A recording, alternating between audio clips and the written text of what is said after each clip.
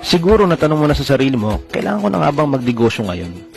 Alam mo, okay lang naman na pag-isipan mo muna bago ka magnegosyo. Pero para sa akin, mas kailangan mong pag-isipan itong mga bagay na ipapakita ko sa'yo. So bakit kailangan mo nang magnegosyo ngayon? Simple lang. Walang iba kundi para sa mga pangarap mo.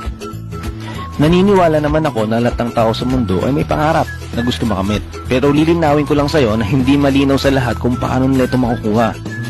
For example, marami sa atin gusto magkaroon ng sariling bahay. Pero kapag tinanong mo kung kailan, hindi nila kayang sagutin. Walang konkretong plano kung kailan nila ito makukuha.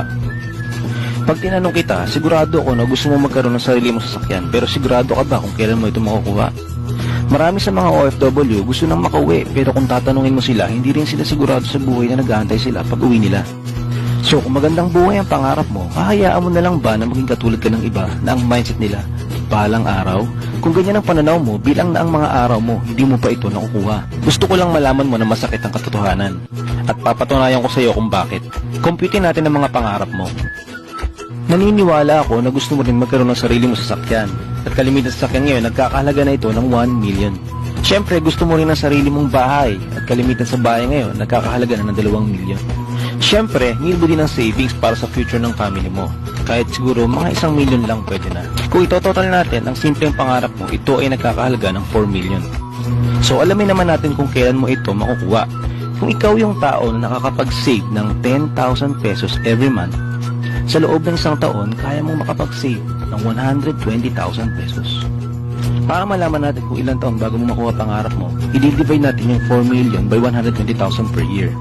So lumalabas na aabutin ng 33 years bago mo makuha ang mga pangarap mo na worth 4 million lang. So para malaman mo kung kailan mo makukuha yung mga pangarap mo, i-add mo lang yung 33 years sa edad mo ngayon. So kung anong edad ang makuha mo, tiyak ako na makukuha mo yung bahay mo, kotse, pera, at pwede ka mag-travel abroad. Pero ang tanong ko sa'yo, ma-e-enjoy mo pa ba? Lilinawin ko lang, makukuha mo to kung nakakapag-save ka ng 10,000 every month.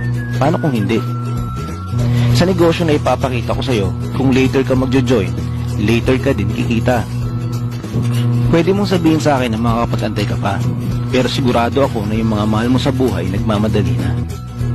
Kaya't habang nag-iisip ka pa ng matagal na panahon, sigurado akong tumatagal din ang pag-asenso mo sa buhay.